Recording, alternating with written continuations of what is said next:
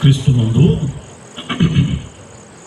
మిక్కిలి ప్రియమైన సోదరి సహోదరులారా, మన ప్రాణప్రియుడు రక్షకుడు మన కొరకై కల్వరి శిలువలో రక్తధారలు కాచి ప్రాణాన్ని బలిపెట్టి తిరిగి లేచిన యేసుక్రీస్తు ప్రభువారి శ్రేష్టమైన నామంలో దేవునికి స్తోత్రం చెల్లిస్తున్నాను.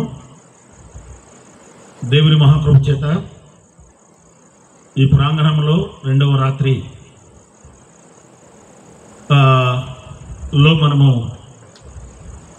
చక్కని సంకీర్తనలు, అర్థసహితమైనటువంటి కీర్తనలు యవనస్తులు పాడి వినిపించడానికి ప్రభు కృప చూపించారు. అందుకే దేవునికి స్తోత్రం చెల్లిస్తున్నాం. తిరిగి స్థానిక సంఘం వారు పడిన ప్రయాస, దేవుని సేవకులు ఐజక్ బాబు గారు కుటుంబ ప్రియులకి ప్రేమవందనాలు తెలియజేస్తా ఉన్నా. ఈ సభల్లో దేవుని దాసులు, పెద్దవారు, అనుభవనీయులు వెంకటరత్న గారు మన మధ్యకి రావడం ప్రభు మనకెంతో ఆత్మీయమైనటువంటి సంగతులు వినడానికి, మనం ఊహించిన రీతిలో ఉన్నటువంటి మర్మములు ప్రభు బయలుపరచడానికి తన దాసుని మన మధ్యకి తెచ్చారని నేను నమ్ముతున్నాను. వారికి ప్రేమవందనాలు తెలియజేస్తా ఉన్నాను. అధ్యక్షులను బట్టి కూడా నేను వారికి వందనాలు తెలియజేస్తూ, ఇంకా మాతోటి దైవ సేవకులు, పెద్దలు, సహోదరులు మీ అందరికీ ప్రభు అయిన క్రీస్తు యేసు నామంలో ప్రేమ వందనాలు తెలియజేస్తా ఉన్నాం. మనం ఈ సమయంలో దేవుని పరిశుద్ధ గ్రంథంలో నుండి కొంత సమయం దేవుని దాసులకి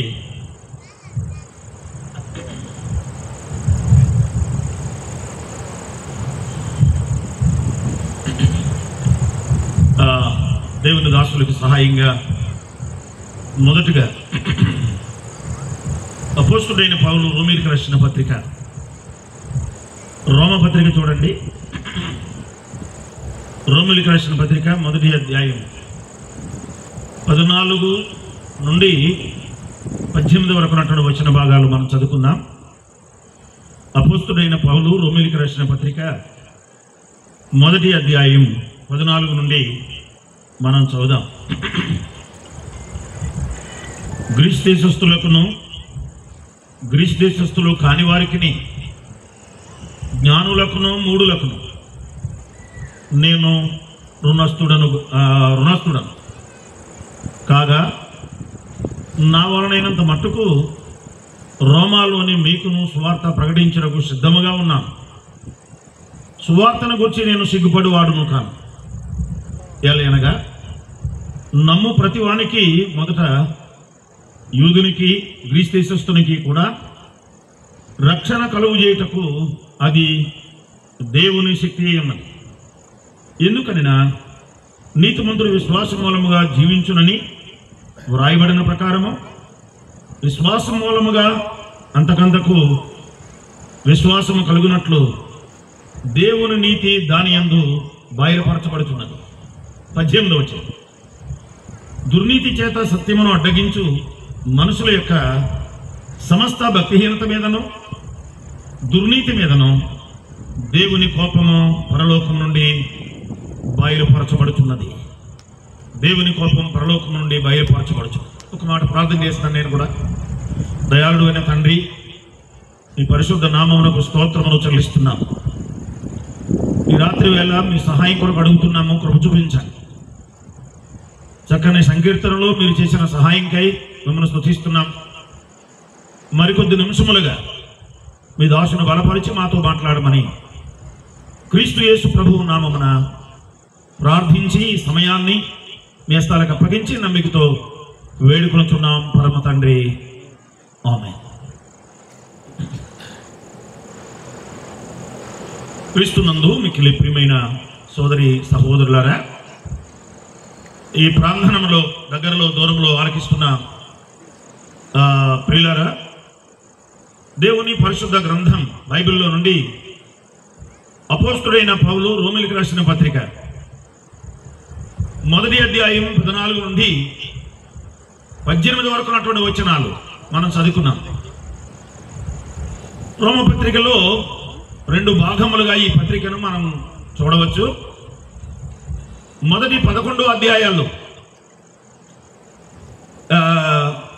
విశ్వాసమునకు, రక్షణకు, మారు మనసుకు, పాపక్షమాపణకు సంబంధించిన అధ్యాయాలుగా మనం చూడవచ్చు. మొదటి నుంచి 11 అధ్యాయాలు విశ్వాసికి కావలసినవి రక్షణ, మారు మనసు, పాపక్షమాపణ కూర్చున్నటువంటి సంగతులు మొదటి 11 అధ్యాయాల్లో మనం చూస్తాం.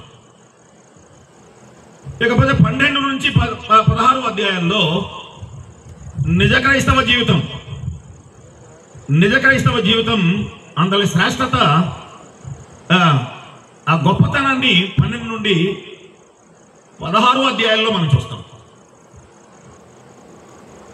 6, 7, 8 అధ్యాయాలు కలిసి మనం చదివినట్లయితే మొదటి భాగంలో విశ్వాస జీవితానికి సంబంధించిన విషయాలు మొదటి భాగంలో అయితే, రెండవ భాగంలో నిజ క్రైస్తవ జీవితం అందులో శ్రేష్టతను మనం 12 నుండి 16 అధ్యాయాలు చూస్తాం. ఇందులో మొదటి అధ్యాయంలో అన్యజాతి వారు పాపమును గుర్చిన విషయాలు మనం చూస్తాం మొదటి అధ్యాయం. రెండవ అధ్యాయంలో యోధా జాతి వారి యొక్క పాపమును గుర్చిన సంగతులు మనం రెండవ అధ్యాయంలో చూస్తాం. లేకపోతే 3వ అధ్యాయం 23వ వచనం చూస్తే అటు అన్యులేమి చెప్పండి, ఇటు యూదులేమి అందరూ పాపులే, ఏ భేదం లేదు, అందరూ పాపులనే విషయం 3వ అధ్యాయం తెలియజేస్తుంది. కనుక మొదటి అధ్యాయంలో అన్యుల పాపం, రెండవ అధ్యాయంలో యూదుల పాపం. ఇకపోతే 3వ అధ్యాయంలో యూదులేమి, అన్యులేమి అందరూ, ఏ భేదము లేదు అనే పదాన్ని వాడాడు.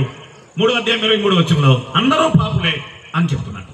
సరే, అందరూ పాపులైతే ఇందులో మొదటి భాగంలో రక్షించబడినటువంటి విశ్వాసులు ఉన్నారుగా. మొదటి 11వ అధ్యాయంలో 12 నుంచి 16వ అధ్యాయంలో నిజ క్రైస్తవ జీవితం జీవించిన వారు ఉన్నారుగా. వారి బాధ్యత ఏంటి అంటే, నమ్మిన వారి యొక్క బాధ్యత ఏంటో మొదటిగా కొంచెం మనం గమనిస్తాము. విశ్వాస జీవితంలో లేక నమ్మిన వారి యొక్క బాధ్యత. పౌలు రక్షించబడి దమస్కు దారిలో మార్పు చెంది మాత్రమే కాకుండా తన సేవా జీవితంలో తన పలుకుతున్నటువంటి మాటలు చూడండి. మొదటి అధ్యాయం 14వ వచనం 3 మాటలు 15వ వచనంలో లేక 14వ వచనంలో 3 మాటలు చెప్పాడు. ఏమిటి అంటే, చూద్దాం.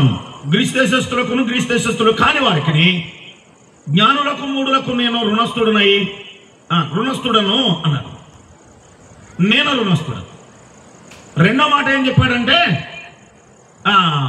నేను రుణస్థుడను అన్నాడు. ఆ తర్వాత అంటున్నాడు, నా వల్లైనంత మట్టుకు రోమలో మీకును సువార్త ప్రకటించుటకు సిద్ధముగా ఉన్నాను అన్నాడు.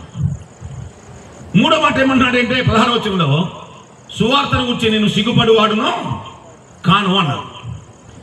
నేను రుణస్థుడను మొదటి మాట, నేను సిద్ధముగా ఉన్నాను రెండవ మాట, నేను సిగ్గుపడను అది మూడో మాట.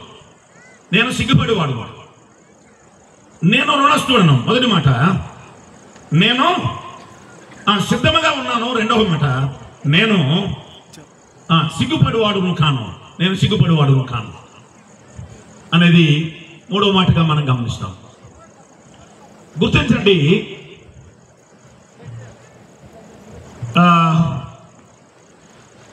దేవుని పరిశుద్ధ గ్రంథంలో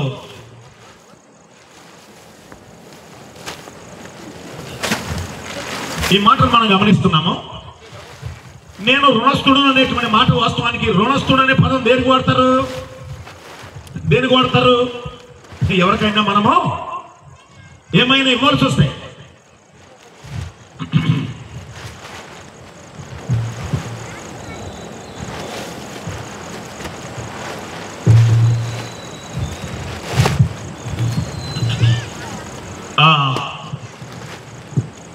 నేను రుణస్థుడు అనేటువంటి పదం దేనికి వాడతారు అంటే, మనం ఎవరికైనా ఇవ్వాల్సి వస్తే ఏమైనా ఎవరికైనా మనం బాకీ ఉంటే దాన్ని అటు పదం అంటాం.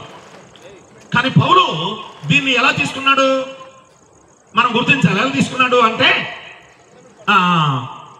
సువార్తగా దానికి పోల్చి చెప్తున్నాడు. ఏమిటి అంటే యూదులకును అన్యులకును లేక యూదులకును గ్రీస్ దేశస్తులకును నేను రుణస్థుడిని ఉన్నాను అనేటువంటి పదాన్ని వాడు.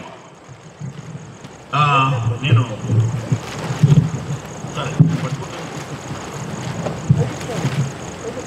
ఈ మాటలు మనం గమనిస్తాము. నేను రుణస్థుడును అన్నాడు అంటే దీని అర్థం ఏంటి అంటూ కింద అంటున్నాడు, నా వల్ల అయినంత మటుకు నేను రోమాలో మీకును సువార్తను ప్రకటించడానికి సిద్ధముగా ఉన్నాను అన్నాడు. అంచేత ఒక విశ్వాస యొక్క బాధ్యత ఏమిటి అంటే, నమ్మినటువంటి వారి యొక్క దేవుని పిల్లల యొక్క బాధ్యత ఏమిటి అంటే, మీ మనసులో ప్రార్థించండి. దేవుని పిల్లల యొక్క బాధ్యత ఏమిటంటే, నమ్మని వారు యేసుక్రీస్తుని రక్షకును అంగీకరించలేనటువంటి వారు పోకలుగా మనం ఎదుగుతూ ఉంటుండగా, పౌలు చెప్పినటువంటి విశ్వాస జీవితంలో ఉండవలసిన బాధ్యత ఏమిటి, నా వలనైనంత మట్టుకు రోమాలో మీకును నేను సువార్త ప్రకటించకు సిద్ధముగా ఉన్నాను అన్నాడు. అంటే ఇక్కడ ఉన్నటువంటి వారు ఏం చేయాలి, నమ్మిన వారు ఇంటిలో ఒక సహోదరి ఉంటే నమ్మని వారి విషయంలో ఆమె ఏమై ఉంది, ఇప్పుడు ఒక రుణస్థురాలిగా ఉంది. అది గుర్తుపెట్టుకుంటే చాలు. నమ్మినటువంటి వారు ఒక సోదరుడు ఉంటే ఇంటిలో, నమ్మలేనటువంటి వారు మిగిలిన వారు ఉంటే, ప్రభువైన యేసుక్రీస్తుని రక్షకును అంగీకరించలేని వారు ఉంటే, ఆ వ్యక్తే ఆ కుటుంబానికి ఏమై ఉన్నాడు, రుణస్థుడు. నమ్మిన సోదరియే నమ్మవలసిన సోదరికి లేక విశ్వసించలేనటువంటి వారికి రుణస్థుడై ఉన్నారు అని దీని భావం. అందుచేత ఇక్కడ రుణం అనేటువంటి పదం మాట్లాడింది ఏంటి, సువార్త. నేను సువార్త చెప్పకపోతే, నేను వారికి మారు మనసుల గురించి చెప్పకపోతే, నేను సిలువబడిన క్రీస్తుని గురించి వారికి చెప్పకపోతే నేను రుణస్థుడను అని పౌలు చెప్తున్నాడు. ప్రియమైన సోదరా, ఈ భాగాన్ని మనం ఎత్తుపెట్టుకుని చూసుకోండి. మరి నీవు రుణస్థురాలు కాదా, నీవు రుణస్థుడు కాదా, నేను రుణస్థుడిని కాదా? నమ్మలేనటువంటి వారు యేసుక్రీస్తుని రక్షకుని అంగీకరించలేని వారికి నేను రుణస్థులమై ఉన్నాము అనే విషయం గమనించాలి.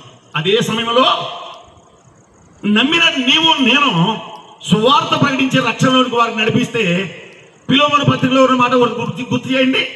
ఫిలోమోను పత్రికలో ఉన్నటువంటి మాట, ఈ ఒనేసిము ఫిలోమోను నీకేమైనా రుణం ఉంటే అది నా లెక్కలో చెయ్యి అని చెబుతూ, నీ ఆత్మ విషయంలో నీవే నాకు రుణస్థుడవు అనే పదాన్ని వాడు. నేను అన్ని తిప్పడానికి అంటే వాతావరణం బట్టి నేను బైబిల్ మూసి మాట్లాడుతున్నాను కనుక ఫిలోమోను పత్రికలో నీవే నాకు రుణస్థుడవు, ఎందుకు, నేను నీకు సువార్త చెప్పాను కనుక.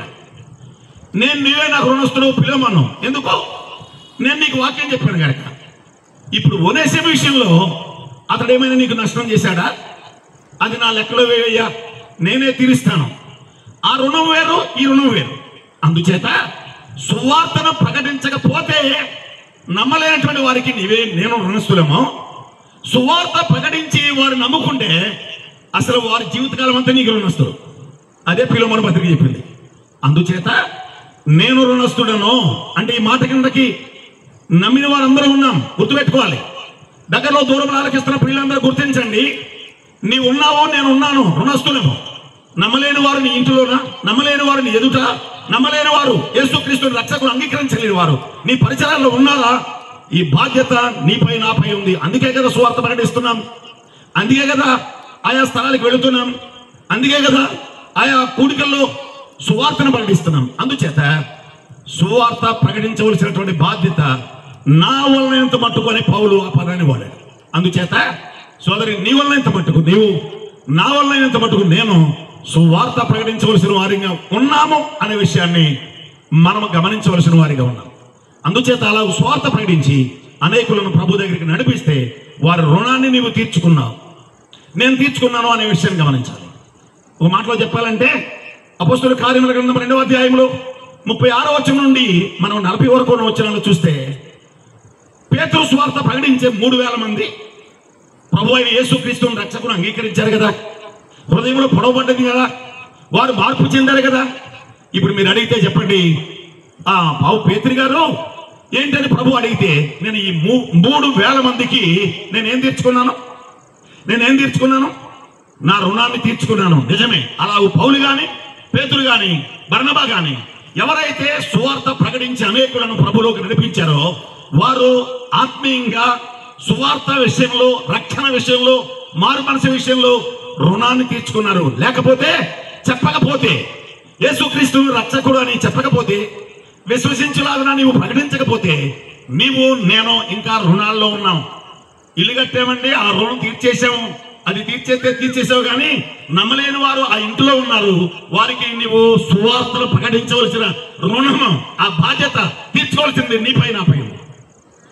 భౌతిక సంబంధమైన రుణాలు కాదు, అవి తీరిపోయినా కానీ ఆత్మ సంబంధమైనటువంటివి, సువార్తను ప్రకటించవలసినవి, ఇది నీపై నాపై ఆధారపడి ఉంది అనే విషయాన్ని మనం గుర్తించాలి. అందుచేత నా వల్ల ఎంతమంది నేను ప్రకటించాను, ఆ రుణాన్ని తీర్చుకున్నాను అని పౌలు చెప్తున్నాడు. రెండవది, ఈ రుణం తీర్చుకోవడంలో ఏంటట, నేను సిద్ధంగా ఉన్నాను అన్నాడు.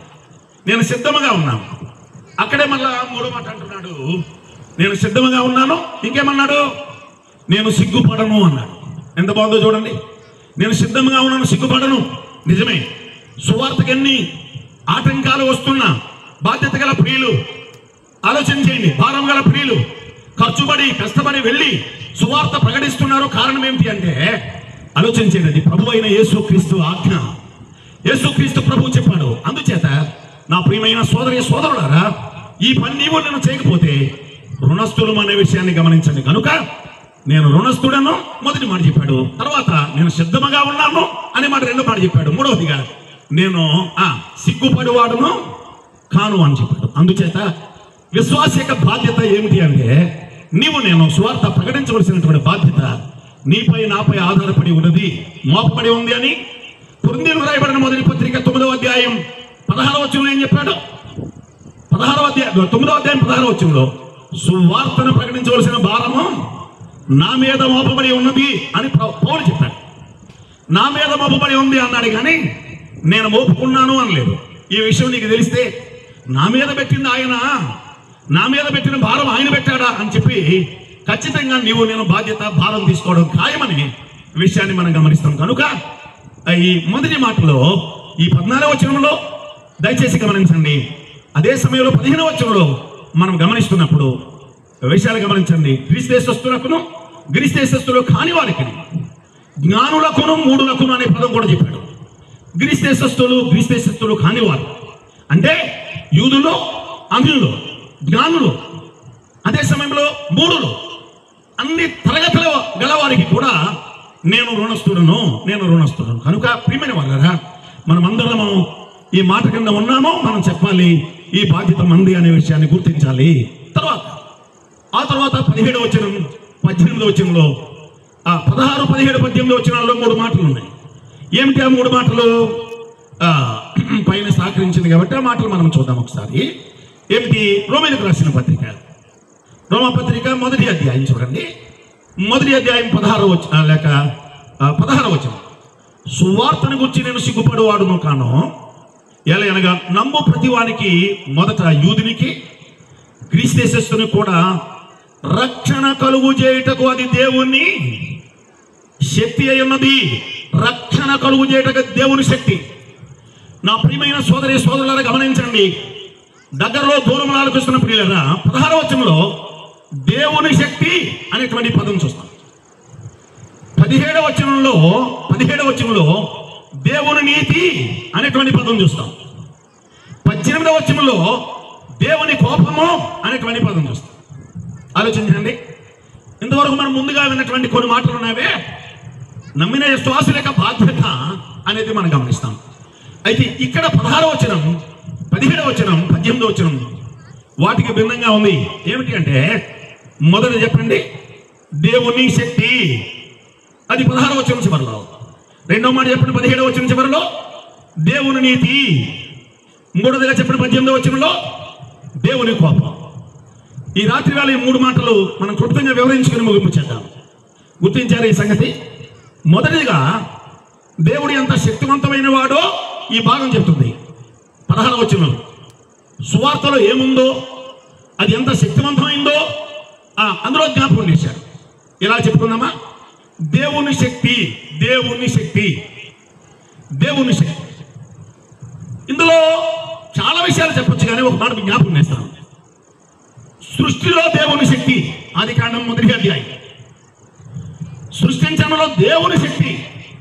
మనకు కనిపిస్తున్నటువంటి ఈ సమస్త సృష్టి ఉన్నదే, దీన్ని కలుగు చేయడంలో దేవుని శక్తి. ఆలోచించారా? నమ్మినటువంటి దేవుడు, మనం నమ్మిన దేవుడు ఆలోచన చేయండి. ఈ సృష్టిని కలుగమంటే కలిగింది కదా. ఆకాశము కలుగుగాక, భూమి కలుగుగాక, అందరి సమస్తమును కలుగుగాక, కలుగుగాక, కలుగుగాక అన్నాడు. కాబట్టి అందులో సృష్టిని కలుగు చేయడంలో దేవుని శక్తి ఉంది అనేది మనం గమనిస్తాం. 2వ అధ్యాయంలో ఈ సృష్టిని పాలించడానికి చెప్పండి, మానవుణ్ణి కలుగు చేసింది, మానవుని చేసింది దేవుని శక్తి. ఆలోచించారా? ఈ సృష్టిని ఎలడానికి, ఈ సృష్టిలో ఉన్నటువంటి అనుభవించడానికి సోదరి సోదరుడా, మొదటి మానవుడు చేసింది అది దేవుని శక్తి కాదా? ఆలోచించండి. సృష్టిలో దేవుని శక్తి, ఆలోచన చేయండి. అది 1వ అధ్యాయం ఆదికాండం 2వ అధ్యాయంలో ఆ సృష్టిని పాలించడానికి మానవుని నిర్మించింది అది దేవుని శక్తి. ఆలోచన చేయండి. అంతేకాదు ప్రియులారా, ఆ మానవుని విమోచించింది 3వ అధ్యాయంలో. ఆలోచించండి, అక్కడ కూడా దేవుని శక్తి. ఆయన బాధ్యత, అయ్యో నేను ఏలేవాడుగా, సేద్యం చేసేవాడుగా చేస్తే నువ్వు లేక ఆజ్ఞ మీరి దూరం అయిపోయావు అని చెప్పి దూరం అయిపోయిన మానవునికి పట్ల దేవుని శక్తి వెంటాడుతున్నట్టుగా చూస్తాం. 3వ అధ్యాయం ఆదికాండం 9-10 వచనాల్లో, ఆదాము నువ్వెక్కడ ఉన్నావు, తప్పిపోయడం తెలుసు, జారిపోయడం తెలుసు, ఆజ్ఞ అతిక్రమించడం తెలుసు, అయినా ఆలోచించండి, పాపిని వెంటాడుతూ వెళుతుంది. అది దేవుని శక్తి, అది దేవుని ప్రేమ, అది దేవుని కరుణ. ఎక్కడ నీవు నాకు కావాలి, ఎక్కడ ఆదాము నువ్వు కావాలి, నా పోలికలో నేను చేసుకున్నాను, నువ్వెక్కడున్నావు. దేవుని శక్తి, శక్తి గల దేవుడు ఆదాముని వెంటాడుతూ వెళ్ళినట్టుగా 3వ అధ్యాయం 9-10 వచనాల్లో మనం గమనిస్తాం. అందుచేత ఇలా దేవుని శక్తి అనేది మొదటి మాటలో ఇంకా ఎన్నో మనం చూడొచ్చు. నిర్గమాకాండం 14వ అధ్యాయంలో మనం చూస్తాం. 14వ అధ్యాయంలో ఏమన్నాడు? ఎర్ర సముద్రము దగ్గర ఎవరి శక్తి? అది దేవుని శక్తి కాదా? ఎర్ర సముద్రం దగ్గర దేవుడి శక్తి తన శక్తిని చూపించలేదా? ఇది 14వ అధ్యాయంలో ఎర్ర సముద్రాన్ని, ఇటు పక్కన జనం ఉన్నారు, ఇటు పక్కన జనం ఉన్న మధ్యలో ఈ గ్రీన్ కార్పెట్ ఉంది చూసారా? అట్లా దేవుని శక్తి మోసే ద్వారా జరిగించినటువంటిది. అది ఆ నిర్గమకాండంలో 14వ అధ్యాయంలో మనం చూస్తాం. నిర్గమకాండం 14వ అధ్యాయంలో ఆ మాటలో ఆరిన నేల మీద వారు నడిచిపోయారు కదా. ఇందులో దేవుని శక్తి లేదా? అంతేకాదు ప్రియులారా, ఇలాగో చెప్పుకుంటూ వెళ్తే ఎన్నో సంగతులు మనము యెహెజ్కేలు గ్రంథం చాలా ఆశ్చర్యమైనటువంటి దేవుని శక్తి. యెహెజ్కేలు గ్రంథం 37వ అధ్యాయం మొదటి నుంచి మనం చూస్తాం. ఆ భాగంలో మనం చూస్తున్నప్పుడు దేవుని శక్తి యెహోవా సెలవిస్తున్నాడు. యెహెజ్కేలు ఇదిగో ఈ లోయలో నువ్వు దిగయ్యా, ఓకే. యెహెజ్కేలు ఇక్కడ ఈ ప్రవచనం ఎత్తయ్యా, ఓకే. యెహెజ్కేలు నీ మాట పలికయ్యా, ఓకే. ఆలోచన చేశారా? యెహెజ్కేలుతో సారిసారిగా నరపుత్రుడా ఇవి చూస్తున్నావా, నరపుత్రుడా ఇది చూడని చెప్పి తేటగా దేవుడు చేయబోయే కార్యాలు ఆ యెహెజ్కేలుకు తెలియజేసినట్టు దేవుని పరిశుద్ధ గ్రంథంలో మనం గమనిస్తాం. అందుచేత 37వ అధ్యాయం అందులో దేవుడు చేసిన కార్యము అంతా ఇంత కాదు. ఎంతగా ఆలోచన చేయండి. ఎండిపోయిన ఎముకలు, ఇందాక ప్రార్థనలో కూడా బ్రదరు గుర్తు చేశారు కదా. దేవుని శక్తి 37వ అధ్యాయంలో మనం ఇలా గమనిస్తాం. 4వ వచనం చివరిలో యెహోవా మాట లేక యెహోవా సెలవిచ్చినదేమనగా అని చెప్పాడు. 9వ వచనం చివరిలో యెహోవా సెలవిచ్చినదేమనగా అనేటువంటి పదాన్ని వాడాడు. అంతేకాదు 12వ వచనం చివరిలో ప్రభువుకు యెహోవా సెలవిచ్చిందేమనగా. ఏంటి? 37వ అధ్యాయంలో ఆ ఎముకలు లోయలోనికి యెహెజ్కేలును తీసుకుని వెళ్ళి యెహోవా సెలవిచ్చిందేమనగా, ప్రభువుకు యెహోవా సెలవిచ్చిందేమనగా అని చెబుతూ ఆ ఎండిన ఎముకలతో మాట్లాడాలని చెప్పి యెహెజ్కేలుతో దేవుడు మాట్లాడాడు. నా ప్రియమైన సోదరులారా, ఇది సాధ్యమా? ఇది ఏ వైద్యునికైనా సాధ్యమా? ఇది ఏ వైద్యునికైనా చేతవుతుందా చెప్పండి? కాదు. పరమ వైద్యుడు ప్రభు ఆయన చేసిన అద్భుత కార్యములు ఆలోచన. యెహెజ్కేలుతోనే ఎందుకు మాట్లాడు అంటే యెహెజ్కేలు కరెక్ట్గా దేవుని స్కేలుకు సరిపోయాడు. ఆత్మను ఎత్తి మొదటి అధ్యాయంలో 2వ అధ్యాయంలో మనం చూస్తాం. ఆత్మను నిలబెట్టి ఆత్మను తోడుకునిపోయి ఆత్మను దించి ఆత్మను ఎత్తి దేవుని ఆత్మీయ ఆధీనంలో ఉన్నటువంటి యెహెజ్కేలు ద్వారా ఈ గొప్ప శక్తి గల కార్యాన్ని 37వ అధ్యాయంలో దేవుడు చేశాడు. ఇలా ఆయన శక్తిని గురించి చెప్పే ఎన్నో కార్యాలు ఉన్నవి ప్రియులారా. అంతేకాదు దేవుని శక్తి 16వ వచనం, మరి 17వ వచనం దేవుని నీతి. రోమపత్రిక మొదటి అధ్యాయం 17వ వచనం దేవుని నీతి అన్నారు.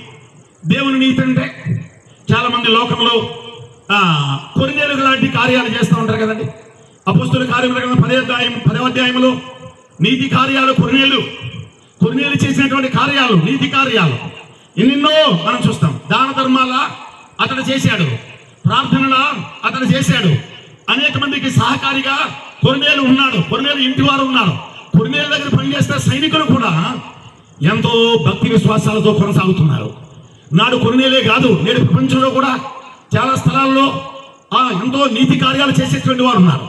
విశ్వాసుల కంటే, నమ్మిన వారి కంటే ఎంతో నిష్ఠగా జీవించిన వారు ఉన్నారు. కానీ దానికి బైబిల్ ఏం చెప్తుందంటే, మీ నీతి కార్యాలు చెప్పండి మురుకు గుడ్డను పోలి ఉన్నాయి అని చెప్పాడు.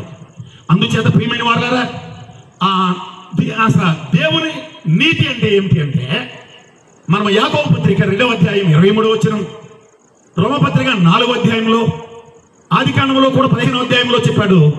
అబ్రహాము దేవుని నమ్మాను, అది అతనికి నీతిగా ఎంచబడిను అన్నాడు.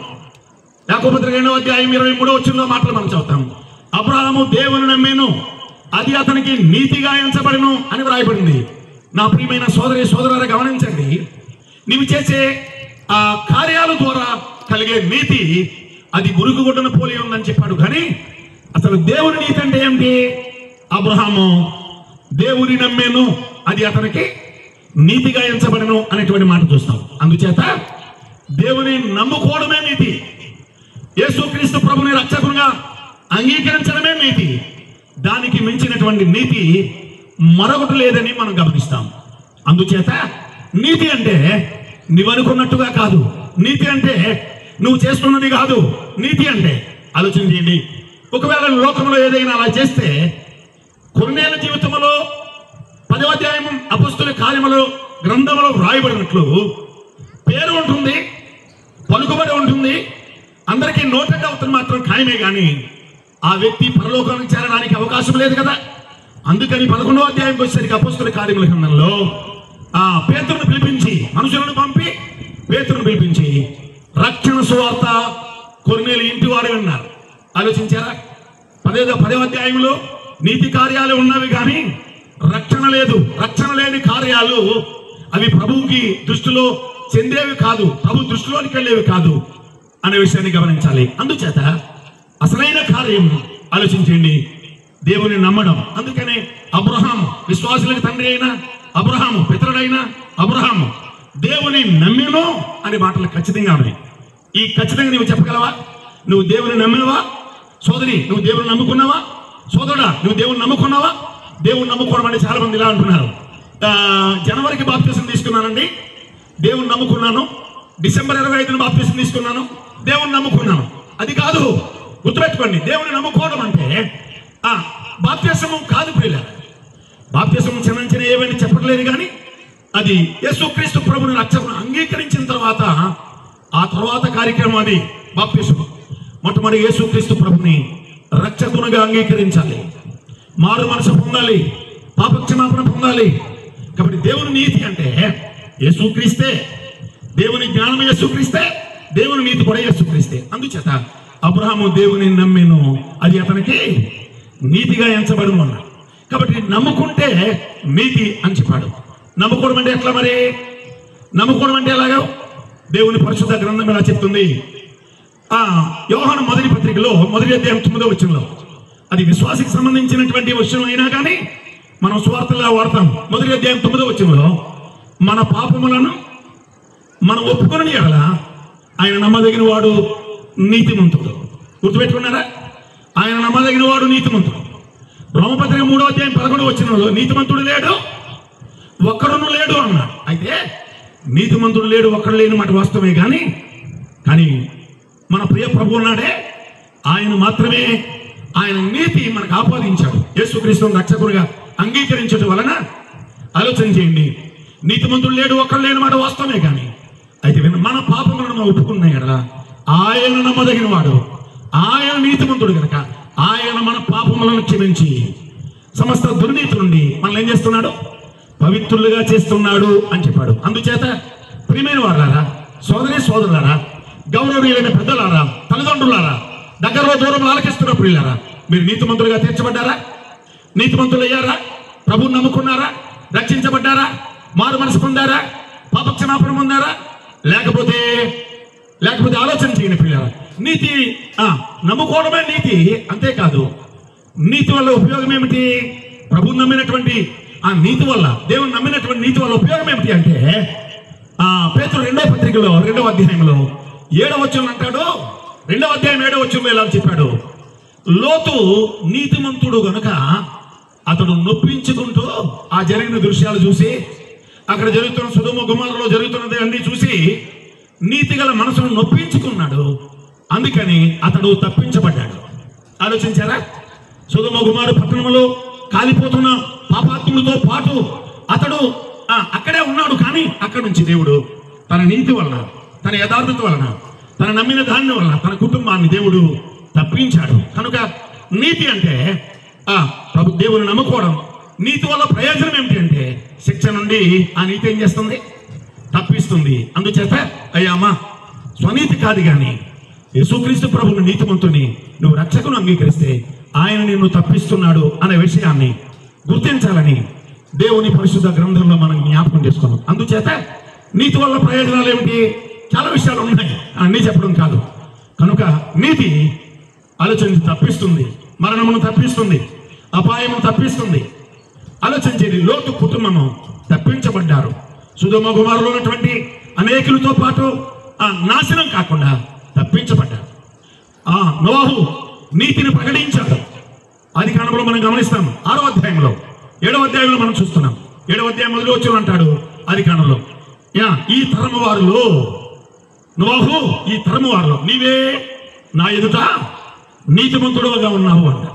అందుచేత ప్రియమైన వారులారా, ఆయన నీతి ఆయన కుటుంబాన్ని ప్రమాదం నుండి, మరణాపాయం నుండి తప్పించినట్టుగా దేవుని వాక్యంలో మనం గమనిస్తాం. అందుచేత నీతి వల్ల ప్రయోజనాలు ఉన్నవి. అలాగే ఈ సమయంలో ఇంకా పాపిగానే వెళ్ళిపోతావా? నీతిమంతుడిగా తీర్చబడవా? నీతిమంతురాలుగా తీర్చబడవా? అలా కాకుండా వెళ్ళిపోతే, సువార్తను 2 దినాలుగా వింటున్నారు, ఉదయకాలమా వింటున్నారు, రాత్రి వేళ గత రాత్రి విన్నారు, ఈ రాత్రి కూడా వింటున్నారు, ఇంకా తర్వాత కూడా వినబోతున్నారు వివరంగా.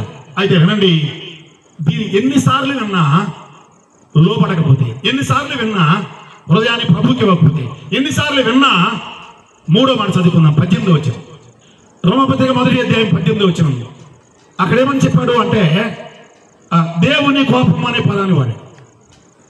దేవుని కోపం 16వ వచనంలో దేవుని శక్తి, 17వ వచనంలో దేవుని నీతి, 18వ వచనంలో దేవుని కోపం. కోపం ఎప్పుడు వస్తుంది? చివరిలోనే. కోపం ఎప్పుడు వస్తుంది చెప్పండి? ముందు చెప్పినప్పుడు వినకపోతే, మరలా చెప్పినా కానీ వినకపోతే చివరిలో ఏమొస్తుంది? కోపం వస్తుంది. మీరు కూడా మీ పిల్లలతో ఏదైనా ఒక పని చెప్పినప్పుడు చేయకపోతే కోపడతారు. అందుచేత సువార్త స్వరం, ధ్వని అని పెట్టారు కదా ఇక్కడ. సువార్త ధ్వని ఈ 2-3 దినాలుగా వినబడుతుంది. సువార్త ధ్వని వినిపించడానికి చుట్టుపక్కల కూడా ఆలోచన చేయండి. ఎన్నో దైవ సన్నిధి లేక మందిరాలు, దేవుని సంఘాలు ప్రకటిస్తూనే ఉన్నవి. అయితే వినండి, హృదయాన్ని ప్రభువుకి ఇవ్వకపోతే, నీతిమంతులుగా తీర్చబడకపోతే, పాపక్షమాపణ పొందకపోతే, అయితే గుర్తించండి, పాపక్షమాపణ పొందడానికి గొప్ప కార్యాన్ని దేవుడే యేసుక్రీస్తు ద్వారా కలువరి శిలువలో జరిగించాడు. అది నీవు గుర్తించకపోతే ఆలోచన చేయండి. నా పాపముల కొరకే కలువరి శిలువలో యేసుక్రీస్తు ప్రభువారు రక్తాన్ని కాచి ప్రాణాన్ని బలిపెట్టి సమాధి చేయబడి తిరిగి లేచాడు. అది నీవు గుర్తించకపోతే, సోదరా, నమ్మలేనటువంటి సోదరి సోదరుడా, నీవు గుర్తించకపోతే, అయితే వినండి, ఆ తర్వాత వచ్చేదేంటి? దేవుని కోపం. గుర్తించారా? దేవుని కోపం వస్తుందా? వస్తుంది. తెస్సలోనికే 2వ పత్రిక 1వ అధ్యాయంలో 6వ వచనంలో ఇలా చెప్పాడు.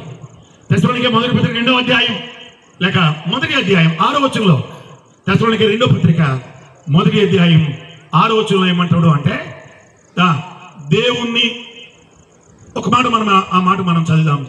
తెస్సలోనికే రాయబడిన 2వ పత్రిక 1వ అధ్యాయం 6వ వచనం.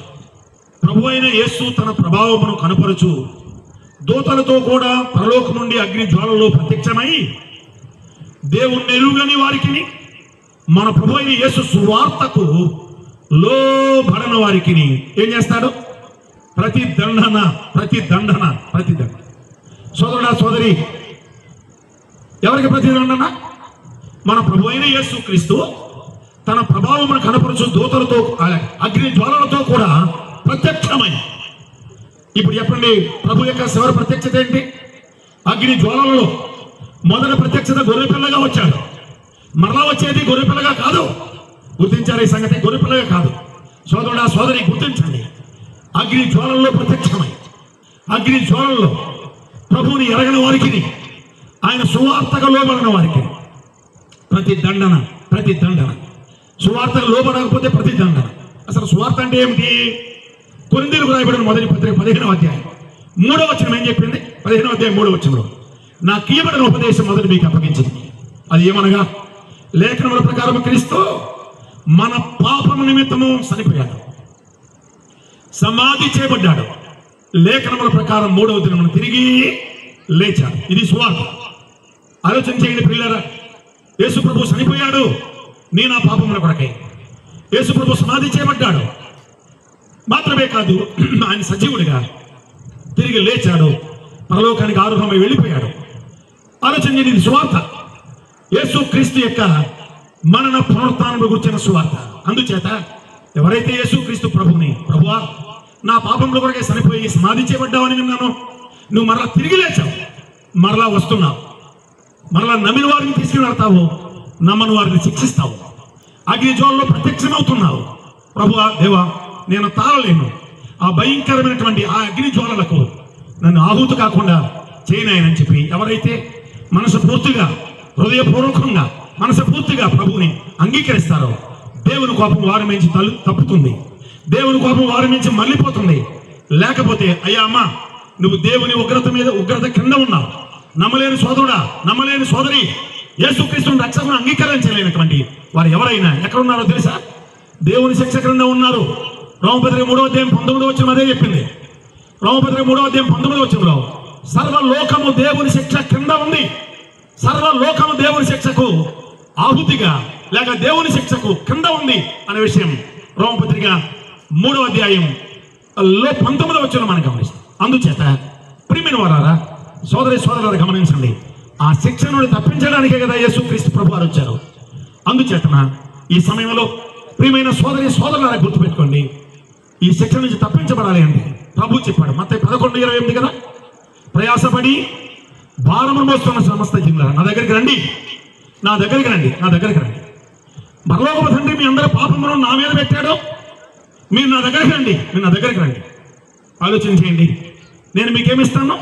విశ్రాంతిని ఇస్తాను, శాంతిని ఇస్తాను, సమాధానం ఇస్తాను. ఆయన దగ్గరకు వచ్చి విశ్వసిస్తే విశ్రాంతి, లేకపోతే అగ్ని జ్వాలల్లో ఆయన ప్రత్యక్షమై. ఎంత బాధకరమైన సంగతి చూడండి. అగ్ని జ్వాలలో ప్రత్యక్షమై దేవుణ్ణి ఎరుగని వారికి, మన ప్రభు అయిన యేసు సువార్తకు, మన ప్రభు అయిన యేసుక్రీస్తు శిలువ సువార్తకు, మన ప్రభు అయిన యేసుక్రీస్తు మరణ వార్తకు లోబడని వారికి ప్రతి దండన అట్టి ప్రతి దండనికి నీవు ఆహుతి కాకుండా ఉండడం కొరకై ఆ ప్రియ ప్రభు ఈ లోకానికి వచ్చిన విషయాన్ని గుర్తించి ప్రభు అయిన యేసుక్రీస్తుని రక్షకునిగా ప్రభువుగా అంగీకరిస్తే శిక్ష నుండి తప్పించబడుతున్నారు, దైవరాజ్యానికి వారసులు అవుతున్నారు. అందుచేత ఓ ప్రియులారా, సోదరి సోదరులారా, ఆలస్యం చేయకండి. ఉన్నపాటున ప్రభు అయిన యేసుక్రీస్తుని రక్షకును అంగీకరించండి, ఆయన దగ్గరకు రండి. యాకోబు పత్రిక చెప్పిన 4వ అధ్యాయం 8వ వచనంలో దేవుని యొద్దకు రండి, అప్పుడు ఆయన మీ దగ్గరకు వస్తున్నాడని చెప్పాడు కదా. కాబట్టి దేవుని యొద్దకు రండి, దేవుని యొద్దకు రండి. ఎందుకు రావాలి దేవుని యొద్దకు? దేవుని యొద్దకు ఎందుకు రావాలి?